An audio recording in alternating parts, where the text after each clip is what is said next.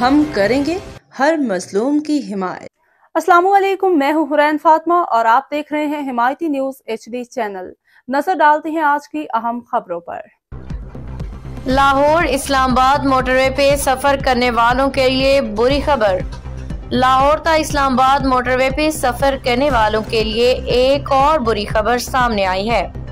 पीर के रोज जारी करदा सरकारी एलामिया के मुताबिक टूल टैक्स में ये सालाना 10% इजाफा उस मुआहदे का हिस्सा है जो 23 अप्रैल 2014 को फ्रंटियर वर्क्स ऑर्गेनाइजेशन FWO की झैली company motorway operations and rehabilitation engineering private limited के साथ किया गया था। ये मुआहिदा build operate transfer BOT model के तहत किया गया है, जिसके मुताबिक दूसरे ऑपरेशनल साल से हर साल टूल रेट में इजाफा लाजमी है।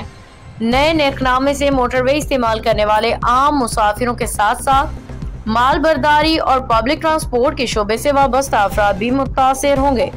माहिरीन का कहना है अगरचे कारों और जीपों के किरायों में मामूली फर्क आएगा, ताहम बसों और भारी गाड़ियों पे बढ़ते अखराजात का असर किरायों और माल बर्दारी की लागत पे नुमायां तौर पे पड़ेगा।